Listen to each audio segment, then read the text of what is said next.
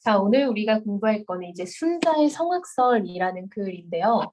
자, 일단 이 글은 설명문이에요. 우리 계속 독서 지문 공부할 때 가장 중요한 게 이 글의 어떤 성격과 갈래를 보는 게 은근 중요했죠. 설명문이라는 거는 말 그대로 목적이 설명하는 글이기 때문에 과연 무엇에 대해서 설명하고 어떤 걸 어떤 방식으로 설명하는지가 가장 중요하겠죠. 일단 이 글은 제목에서 이미 스포가 다 있어요. 자, 이 글의 글감은 순자의 성악설에 대한 거겠죠. 그리고 이거 거의 뭐 도덕 시간에 맨날 배우는 거 아니야? 성선설과 성악설, 그쵸? 그래서 지금 이 작품에서 우리가 순자의 성악설에 대해서 한번 객관적인 태도로 글을 썼을 거예요. 설명문이기 때문에. 과연 어떤 내용을 설명하고 있는지 한번 봅시다. 자, 마찬가지로 설명물이니까 그냥 가볍게 처음, 중간, 끝이라고 봐도 되고요. 머릿말, 본문, 맺은말 이렇게 봐도 되겠죠? 자, 일단 1문단부터 한번 시작을 해봅시다. 자, 순자는 인간의 본성을 악하다고 했습니다. 이게 바로 순자의 성악설에 대한 거겠죠? 한마디로 글의 어떤 중심 소재를 제시하면서 글을 시작하고 있죠. 인간의 본성은 악하다, 즉 성악설이다 이 말인 거죠. 그렇죠? 그러면 무슨 근거로 인간의 본성을 악하다고 한 것일까요? 라고 우리 물음표 찍혔죠. 자, 물음표 쓰는 이유는 뭐다? 그치. 글쓴이가 독자로 하여금 어떤 주의를 환기시키고 집중시키는 역할이라고 했죠. 한마디로 그 근거에 대해서 내가 이야기를 할 거다라는 거죠. 자, 이어서 한번 읽어봅시다. 순자도 맹자와 마찬가지로 중요하다고 했어요. 이런 거. 왜요? 마찬가지로라는 거는 공통점을 제시하겠다라는 거잖아요.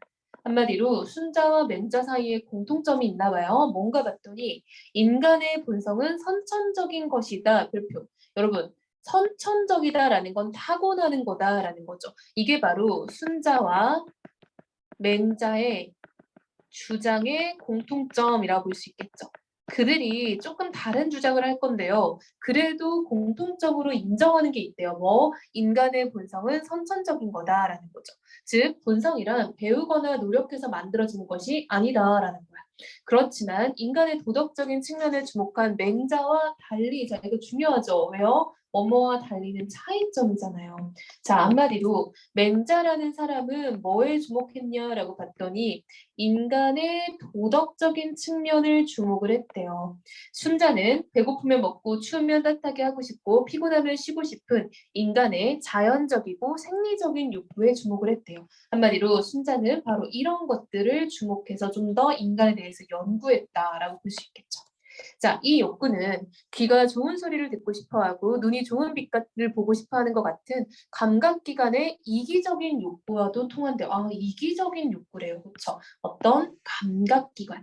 순자는 이러한 생리적 욕구를 바탕으로 한 이기심이 누구에게나 있다고 생각했습니다. 그리고 이 욕구대로 간다면 다툼이 생길 수밖에 없다는 것입니다. 순자가 볼 때 이러한 인간의 본성이 그대로 나타난 것이 바로 춘추 전국시대의 혼란이었습니다. 그래서 인간의 본성은 악하다고 한 것입니다. 자, 바로 이게 순자의 성악설의 근거죠. 자, 순자라는 사람이 대체 인간은 왜 악하게 태어났다라고 말하냐라고 봤더니 인간은 어떤 감각기관의 욕구가 있고 그 욕구는 이기적인 특성이 있기 때문에 그것을 따라가다 보면은 사람과 사람 사이에 다툼이 생기고 그래서 인간의 본성은 악하다고 말할 수 있다라는 거죠. 바로 이게 앞에서 말했던 어떤 그 근거인 거죠.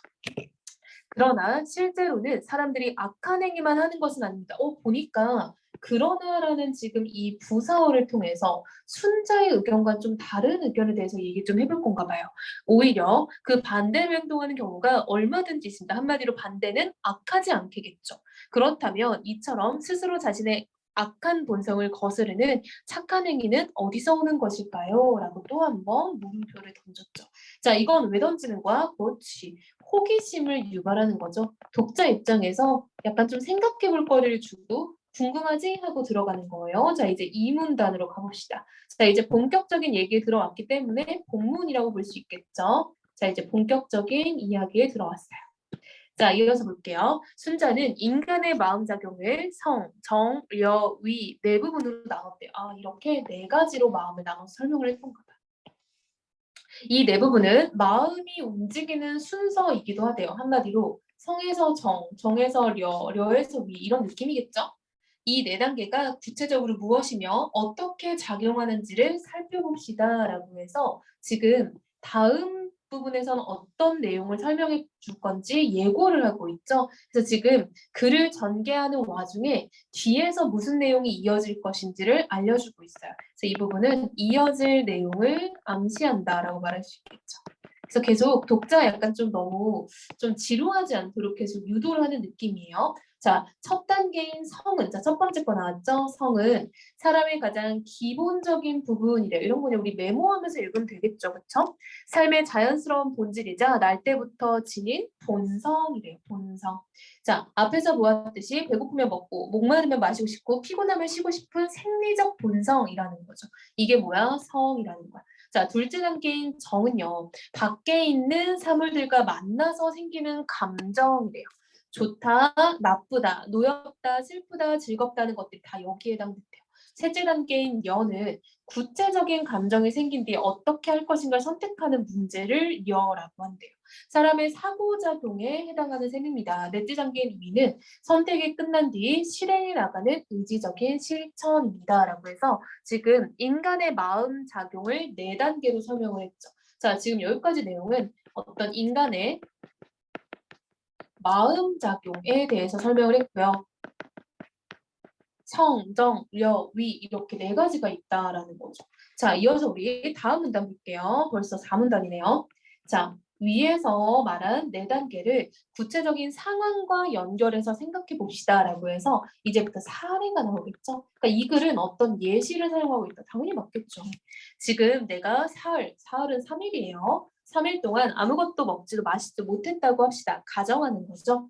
그러면 본성은 끊임없이 먹고 마시고 싶다는 방향으로 움직일 것입니다. 이것은 자연스러운 생리적 현상입니다. 라고 해서 지금 무슨 얘기를 하고 있는 거야? 성에 대해서 얘기를 하고 있는 거죠. 자, 우리 한번 체크를 좀 해볼게요. 자, 일단은 사흘 동안 못 먹었을 때 우리가 본성에 의해서 뭔가가 먹고 싶다라고 느끼는 것. 이게 바로 성의 작용의 예시인 거죠.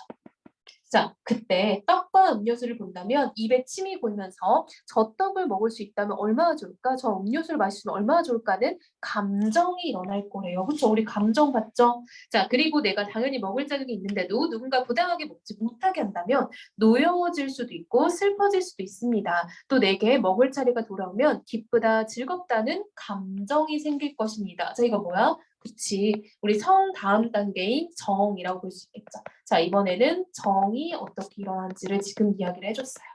자, 이어서 문단이 좀 바뀌었어요. 자, 5문단. 그렇지만 인간은 본성과 감정대로만 움직이지는 않습니다. 곁에 자기보다 더 불쌍한 어린아이나 노인이 있다면 고민에 빠질 것입니다. 아, 자, 고민을 하게 될 거예요. 이런 고민의 결과는 여러 가지로 나올 수 있습니다. 자기 혼자 다 먹어버릴 수도 있고 불쌍한 어린아이나 노인과 나눠 먹거나 그들에게 다 줘버릴 수도 있습니다. 사실은 혼자 다 먹어버리거나 주인이 오지 않으면 그냥 먹고 달아나는 것이 본성에 충실한 행동입니다. 왜요? 순자는 인간의 본성을 악하다라고 봤으니까요. 그렇죠? 혼자 다 먹어버리거나 그냥 먹고 튀어. 이게 본성에 충실하다. 왜요? 인간은 본성이 악하다라고 순자는 주장하니까. 그러나 사람들은 대부분 그렇게 행동하지는 않습니다라는 거죠. 자, 여기까지가 바로 세 번째 고민하고 약간 생각하는 단계니까 려라고 할 수 있겠죠. 려의 작용. 이제 하나밖에 안 남았어요. 자, 오히려 자기의 본성과 욕구와 반대 방향으로 행동을 선택하고 굳센 의지로 본성을 억누르며 참아내기도 합니다. 이게 바로 뭐야? 위죠, 위. 그래서 결국은 나의 본성 어떻게 좀 참아내는 실천적 단계죠. 이렇게 참는 작용이 순자의 마음의 넷째 장으로 파악한 위입니다라고 해서 지금 4문단과 5문단에 걸쳐서 구체적인 예시를 주고 있죠. 그렇죠? 자, 지금 이 부분은 어떤 구체적인 사례를 통해 마음의 네 단계가 어떻게 작동하는지 설명을 해줬어요. 그쵸? 자, 이제 6문단 가봅시다. 순자는 본성대로 가면 결과가 악이고 본성을 거스르는 의지적 실천대로 가면 선이기 때문에 성은 악이고 위는 선이라고 합니다. 그쵸? 그러니까 성은 본성이잖아. 본성은 악하고 위는 실천하는 거죠. 행동하는 거죠. 그것은 선할 수 있다라는 거죠.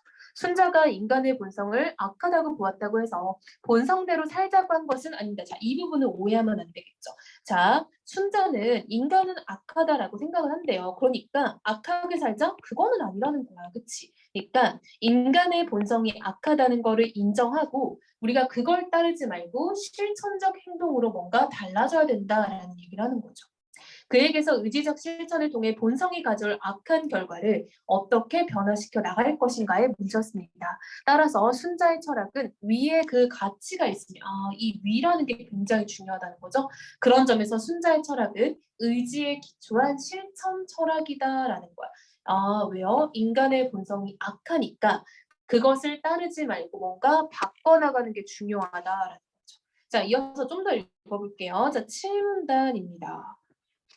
순자는 인간의 본성을 착하다고 한 맹자의 주장은 본성을 제대로 알지 못한 것이다 라고 비판한대요. 자, 인간의 본성은 착하다고 한 건 맹자의 주장이야. 이거 우리가 성선설이라고 해요. 본성은 착하다라는 거. 사람의 타고난 본성과 후천적인 의지에 따른 노력을 구분하지 못한 것이다 라고 지적을 하는 거죠. 누가요? 순자가 맹자를 비판하는 거죠. 맹자에 대한 비판인 거죠. 그리고 맹자의 말대로 본성이 본래 착한 것이라면 현실의 인간은 대부분 태어나면서 바로 자신의 착한 본성을 잃어버리게 되는 셈이다라는 거죠. 왜요? 그러니까 인간이 태어나서 보면은 악하다, 이기적이다라는 거지. 그럼 착하게 태어났는데 바로 나빠져? 그것도 이상하다라는 거지. 한마디로 이 부분은 어떤 순자가 맹자의 이런 성선설을 비판하는 근거라고 볼 수 있겠죠. 자, 순자는 바로 이러한 근거를 바탕으로 비판을 하는 거야. 자, 또 이어서 인간이 본래 착한 존재라면 애초부터 훌륭한 임금이나 좋은 제도 따위는 필요가 없다. 왜? 인간들 다 착하면 솔직히 뭐 누가 정치하고 이럴 필요가 없잖아요. 그렇죠? 그래서 지금 순자는 맹자를 비판을 하네요. 자, 8문단. 맹자는 모든 인간의 본성이 착하다고 하면서도 실제적인 강조점은 군자에게 두었습니다. 인간의 본성에 생리적인 면이 있음을 인정하면서도 그러한 생리적인 면이 본성인 사람들은 소인이고 군자는 도덕성만이 본성이라고 보았습니다. 한마디로 맹자는 약간 소인과 군자의 차이를 언급을 했다는 거죠. 자, 이어서 볼게요. 맹자는 사실상 군자의 도덕성만을 인정한 것이며 일반 백성들에 대해서는 도덕성에 근거한 군자의 교화를 받아들일 수 있는 정도의 자질만은 인정한 셈입니다. 자, 무슨 말이냐면 맹자는 사실상 훌륭한 사람은 어떤 군자인 거고 백성들은 그냥 그 정도의 훌륭한 사람은 못 되고 어떤 가르침을 받으면 잘 될 수 있다. 이 정도를 인정했다는 거지. 자, 이게 바로 맹자의 어떤 한계인 거야. 한마디로 맹자는 애초에 좀 사람의 급을 나눴다라고 볼 수 있겠죠. 사람의 급을 나누는 사고를 좀 했다는 거지. 그러니까 군자, 좀 잘 태어난 사람들, 그러니까 좀 어떤 많은 덕목을 가진 사람들은 도덕성을 좀 이렇게 가지고 있다라고 보고 일반적인 그냥 사람들은 배워서 좋아진다, 뭐 이런 느낌인 것 같아요. 그렇죠? 그렇다면 순자는 어떨까요? 자, 또 지금 질문을 던지고 있죠. 순자는 본래부터 약하다고 한 그 본성은 누구의 본성을 가리킬까요? 라고 해서 계속 질문으로 유도를 하고 있는 거죠. 그거에 대한 답은 분명 뒷부분에서 이 글쓴이가 해줄 거예요. 자, 구문단, 마지막 문단이에요. 따라서 이 부분이 끝부분이니까 맺음이라고 볼 수 있겠죠? 맺음말. 자, 이어서 읽어볼게요. 순자는 어떤 사람인가를 구분하지 않고 모든 사람의 본성이 악하다고 본다. 한마디로 어떻게 보면 순자는 좀 되게 평등한 거죠. 뭐 군자가 됐든 그냥 소인이 됐든 다 악하다라는 거야. 가장 훌륭한 사람의 표본이었던 요순의 본성과 가장 악한 사람의 표본이었던 걸 임금이나 도척의 본성이 같다고 보았습니다. 즉 모든 사람을 오히려 평등하게 본 거죠.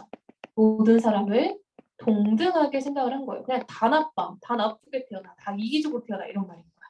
자, 순자와 같다고 본 본성은 당연히 생리적이고 감각적인 본성입니다. 뭐, 그러니까 한번 우리 앞에서 봤던 성의 단계를 말하는 거지. 성의 단계에서는 다 같이 악하다는 거야.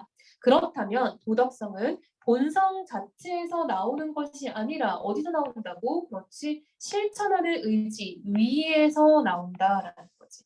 자, 현실에서 이루어지는 노력의 결과. 그게 바로 뭐야? 위잖아요, 위. 그쵸? 우리가 어떻게 좀 실천하고 의지를 가지는 마지막 단계를 말하는 거죠. 그러니까 지금 순자라는 사람은 사람의 본성이 악하다라는 걸 인정하면서 그렇지만 악하게 사는 게 인간이 아니라 그 악함을 다스리면서 착하게 살 수 있도록 노력하는 게 바로 인간의 모습이다라고 표현을 하는 거죠. 자, 우리 글 한번 정리해 볼게요. 일단 맹자와 순자를 주구장창 비교하고 있죠. 대조적이죠. 차이점을 바탕으로 얘기하니까 당연히 여러 가지 예시 사용됐으니까 예시적이라고 말할 수 있겠네요. 그래서 맹자와 순자를 계속 비교 대조함으로써 공통점과 차이점을 언급하고 순자가 주장하는 성악설이라는 게 결코 인간을 이기적인 존재라고 인정하고 그냥 그대로 봤다라기보다는 그걸 인정했지만 그 바탕으로 인간이 뭔가 행동함으로써 좋은 결과를 이끌어낼 수 있다라고 본 거죠. 그리고 오히려 순자 입장에서 맹자는 사람의 급을 나누고 신분의 차이를 나누는 게 좋지 않다라고 볼 수도 있다는 거예요. 됐나요? 자, 글의 흐름이 뭐 엄청 긴 건 아니지만 그래도 조금 길이가 있으니까 다시 한번 읽어보면서 이해가 안 되는 부분은 없는지 내가 또 어떤 점이 좀 정리가 필요한지를 한번 봤으면 좋겠어요. 자, 그리고 마지막으로 여기 학습 활동 한번 채워보세요.